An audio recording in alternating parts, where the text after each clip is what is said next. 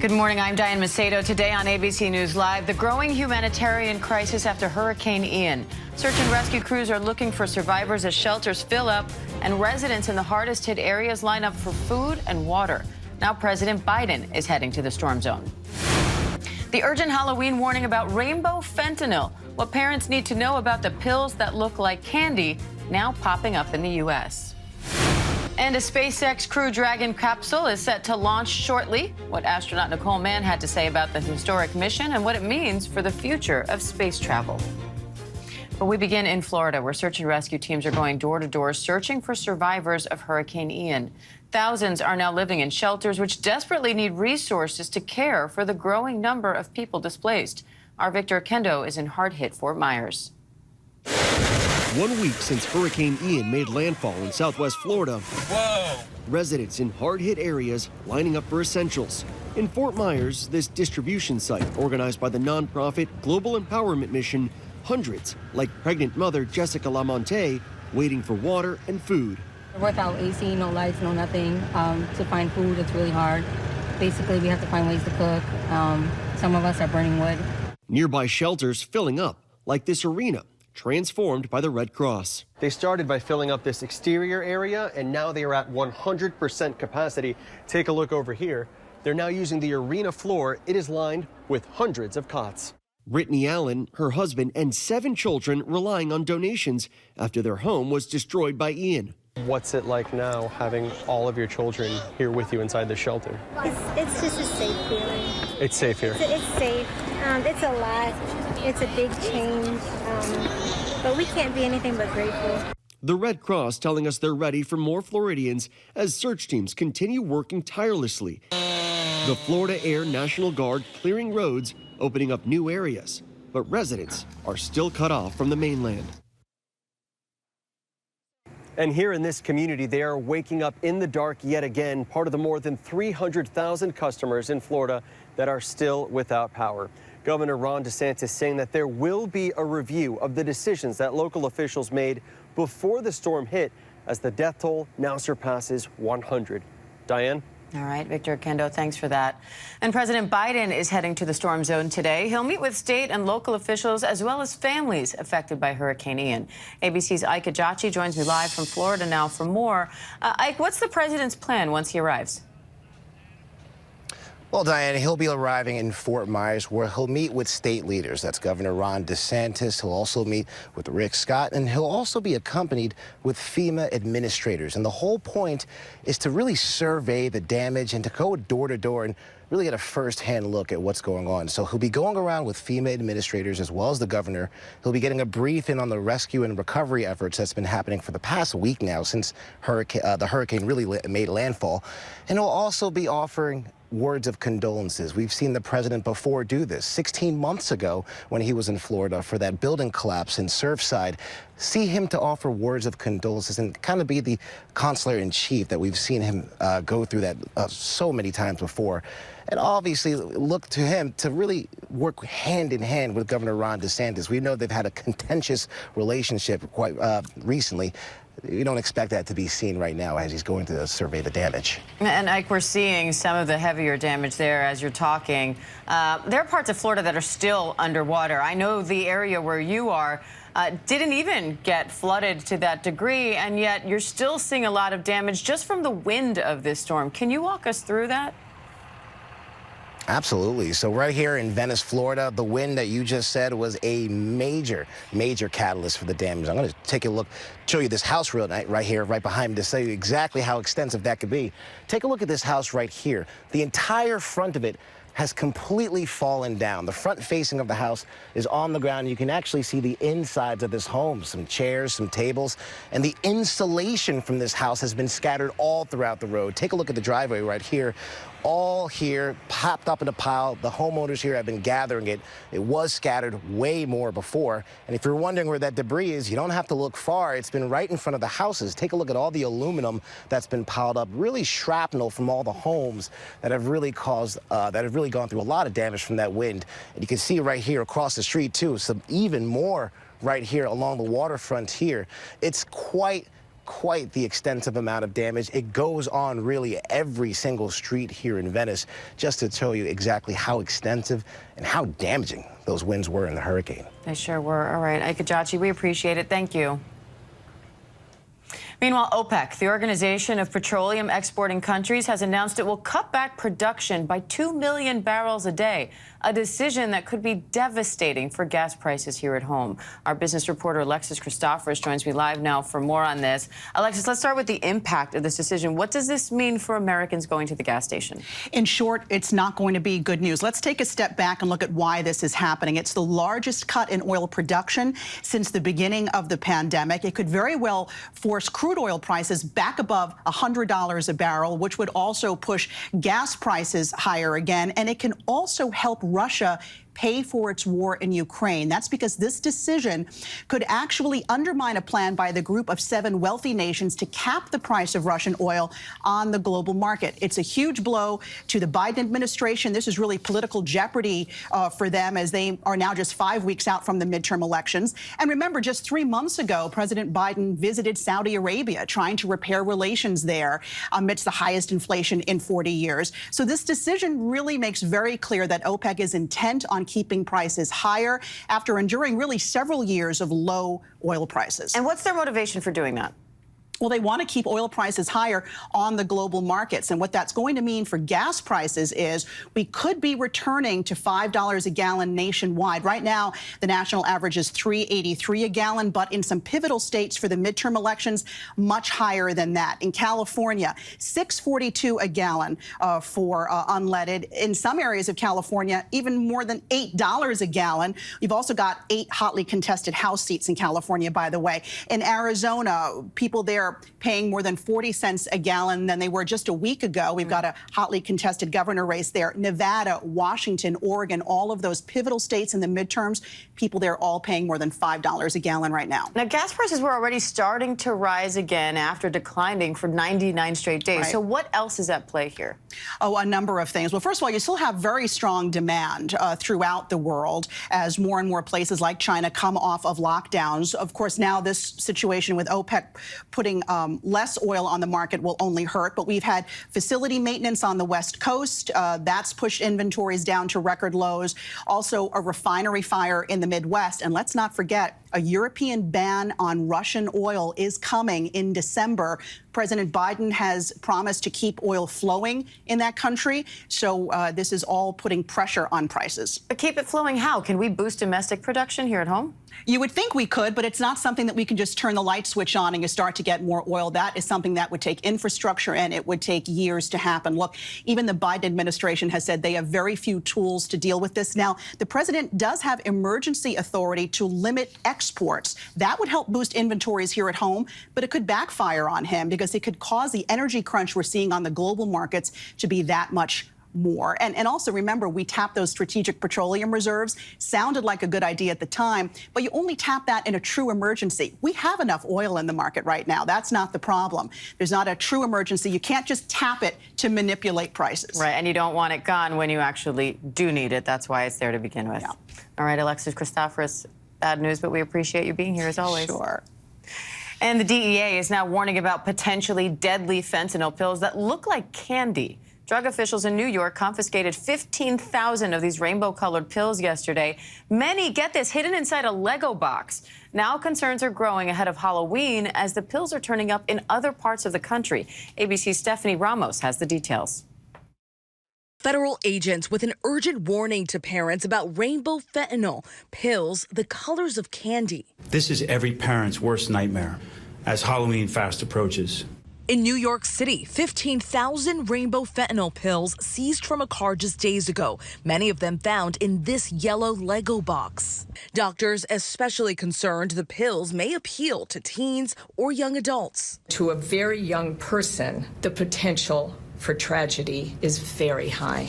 Rainbow fentanyl, which has the same potentially deadly risks as other forms of fentanyl, first showing up on the West Coast in February and making its way across the country. Now, in more than 21 states, the DEA says other forms of the drug are causing crisis nationwide. The Department of Justice recently seizing more than 10 million fentanyl pills and 980 pounds of fentanyl powder. What drugs did they take? This dramatic body camera video from Las Vegas police shows what officials say is officers responding to a fentanyl call in August, saving the lives of 3 people. And in California, at least 9 reported cases of teens in the Los Angeles school district reportedly overdosing on pills containing fentanyl. The problem is so alarming in the state of California that the Los Angeles school district is making Narcan, an opioid overdose medicine, available in every K through 12 school, calling it a necessity. Diane. All right, scary thoughts. Stephanie Ramos, thank you. And the family of the cinematographer who was shot and killed on the set of Alec Baldwin's film Rust has reached a settlement in their wrongful death lawsuit against the film's producers. Helena Hutchins died after Baldwin accidentally discharged a handgun during a rehearsal on set last October. The lawsuit alleged that reckless behavior and cost-cutting led to Hutchins' death. As part of the settlement, Helena's husband, Matthew Hutchins, will take over as executive producer of the film, which will resume production in January. Baldwin has been cooperating with investigators.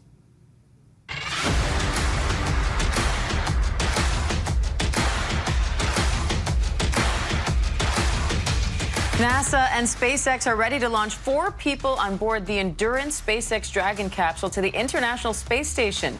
This mission will make history as astronaut Nicole Mann becomes the first Native American woman to fly into space and command the SpaceX Dragon. The Crew-5 launch is scheduled for noon Eastern Time, and ABC News contributor and former NASA astronaut Katie Coleman and astrophysicist and science educator Hakeem Alusei join me live now for more on this. Thank you both for being here. Katie, I want to start with you. When I spoke to Nicole Mann a few weeks ago, she said the emotions were overwhelming, that she was excited, but that she also felt prepared to command this mission. How significant is this moment?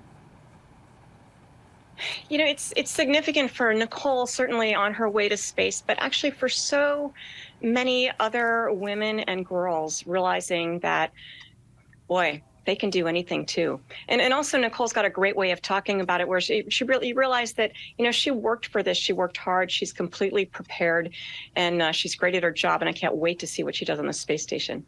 Hakeem, this mission is expected to last 6 months. What are they hoping to do in that time? Well, I don't actually know what they're hoping to do in that time, but I do know that being in space on the space station, International Space Station, is it's an honor and it's a privilege for anyone who's an astronaut. And Nicole is certainly well qualified as a U.S. Marine Corps colonel. Now, Katie, the first Russian astronaut will also be on this mission. How important is the partnership between the U.S. and Russia for the International Space Station? Well, it's completely imperative for all of us in terms of the research and work that we're doing up there, which is important for understanding how to explore space, but also for life back here on Earth. And we have been doing that with a group of 15 countries, of which the Russians are certainly one of the major partners. And Anna Kakina is really, you know, it's pivotal that she's on the SpaceX. It actually shows, and along with actually Koichi Wakata from Japan, I mean, this is a multinational crew. We have a multinational and international space station, and it is people that make these things work, even when out in the rest of the world, you know, at the political level, geopolitical level, we're doing our best and struggling. It is people that make exploration work, and they do it together. Just, I think we're made to do that. Hakeem, what do you think this mission will do for the future of space travel? Because it seems like each of these missions is a bit of a building block. Absolutely. So what we've seen in the modern era of space exploration, low Earth orbit access has become more attainable because we now have commercial partners with our government partner. And now our aspiration is to go beyond, right? We're trying to go to the moon. So just as we have a space station orbiting Earth, we hope to have a station orbiting the moon and follow that up with a lunar base. So what we're doing now is getting a lot of data on the health risks that are that astronauts face, and also establishing that infrastructure to bring that aspiration to reality. All right, Katie, Hakeem, thank you both. We love the analysis, as always. And be sure to watch our live coverage beginning at 11:50 a.m. Eastern right here on ABC News Live. We'll be right back.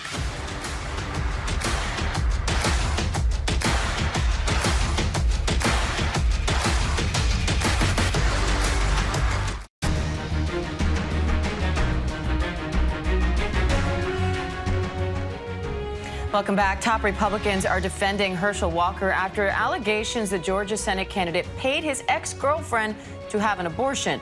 Now, Walker, who supports an abortion ban, has denounced the report as a lie. Now GOP leaders are dismissing the allegations as dirty politics. Our congressional correspondent Rachel Scott has the latest. With his campaign rocked by controversy, Republican leaders are rallying behind Herschel Walker after allegations that the staunchly anti-abortion candidate paid for a woman to get an abortion. Herschel's going to win, and they're starting to see it. The former Heisman Trophy winner and NFL star denying the allegations, dodging cameras as he held a prayer luncheon in Atlanta. His campaign kicked us off the property and moved us all the way across the street. In the final stretch of the midterms, an October surprise. The Daily Beast reporting that a woman who asked the website not to use her name for privacy claims that when she became pregnant in 2009 by Walker, he urged her to have an abortion. The reporter says she provided a $575 bill from an abortion clinic and a $700 check she claims was reimbursement for the procedure plus expenses. And this, a get well card she says was signed by Walker. ABC News has not independently confirmed the report. Walker, who was locked in a very tight race with Georgia's Democratic Senator Raphael Warnock, has made his stance on abortion a cornerstone of his campaign. He has denied the woman's allegations, calling the report a flat-out lie. There's no exception in my mind. Like I said, I believe in life. I believe in life. But his son, Christian, an outspoken conservative with a large social media following, says his father is a hypocrite. Family values people. He has 4 kids, 4 different women, wasn't in the house raising one of them. He was out having sex with other women. Do you care about family values? He said every member of Walker's family had begged him not to run. Don't lie about your life. You don't get to pretend you're some moral family guy. You don't get to pretend all these things. Do not lie. In what appeared to be a response to Christian's statements, Walker wrote on Twitter, "I love my son no matter what." Christian's mother is Cindy Grossman. She spoke with ABC News in 2008, accusing Walker of threatening her life. We were talking, and the next thing I knew, he got a gun, and he put it to my temple. There was somebody there that was evil. Walker did not deny that he threatened his former wife, but claimed he had no memory of it. In 2008, he revealed he had been diagnosed with a rare mental illness called dissociative identity disorder, formerly known as multiple personality disorder. That same year, Walker sat down with ABC's Bob Woodruff. I had it the whole time. I just didn't know what it was. Despite all the controversy, Republican leaders backing Walker are moving full steam ahead. The head of the RNC insisting Walker will deliver a safer and more prosperous Georgia. And all this is putting abortion right back in the spotlight here in Georgia politics. And the Democrat in this race, Senator Raphael Warnock, well, he is making it clear that he supports abortion rights. He's telling voters they have a very real choice to make this November.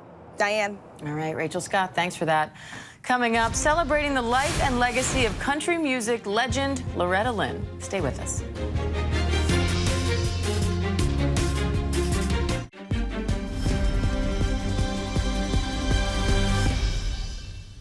Welcome back. New York Yankees outfielder Aaron Judge has made history as the new American League home run record holder.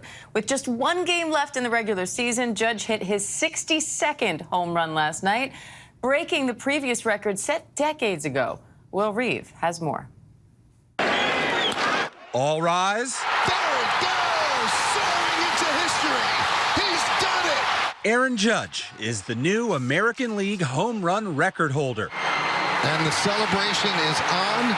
The Yankees dugout erupting, spilling onto the field as that long-awaited 62nd homer went sailing into left field. Seeing them run out in the field, get a chance they can hug them all. They're saying congratulations.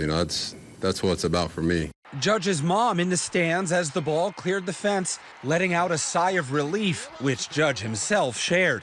There's a good sense of relief once I saw it land in that fan's glove.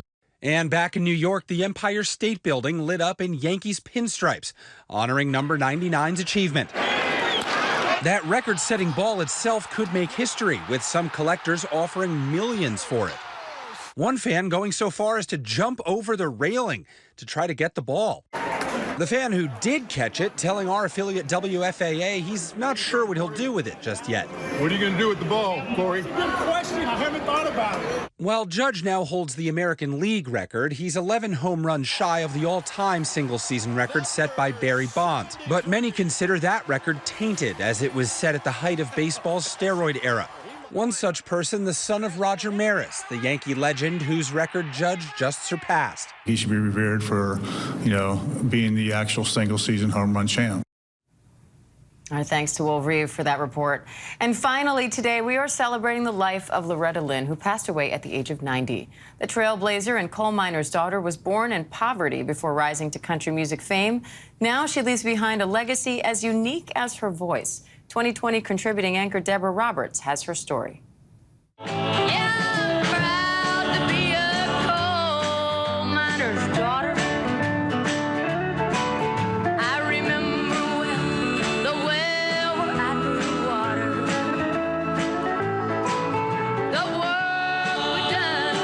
With her powerful voice and singular songwriting style,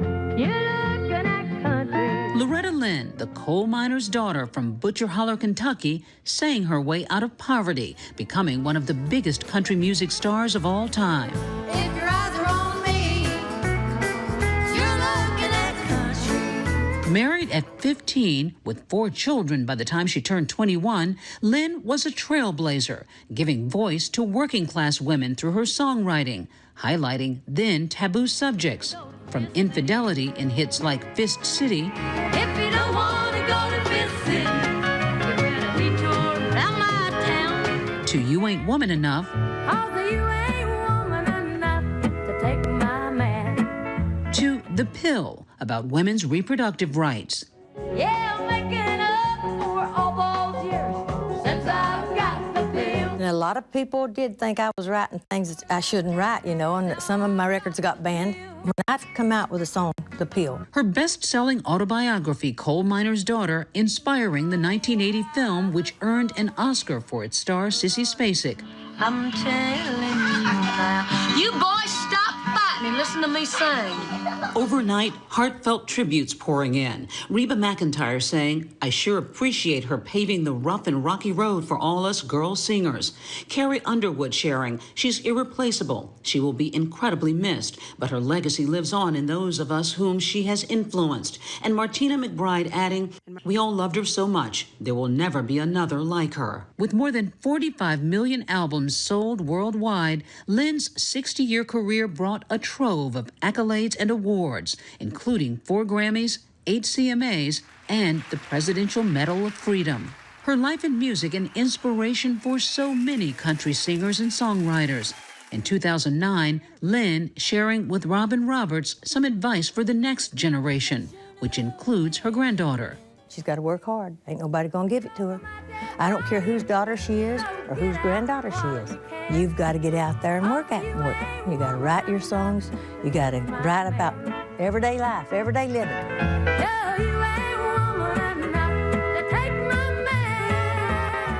May she rest in peace. Our thanks to Deborah Roberts for that report.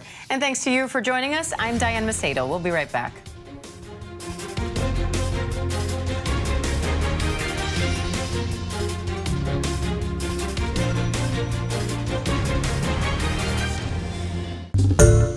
Hi everyone, George Stephanopoulos here. Thanks for checking out the ABC News YouTube channel. If you'd like to get more videos, show highlights, and watch live event coverage, click on the right over here to subscribe to our channel, and don't forget to download the ABC News app for breaking news alerts. Thanks for watching.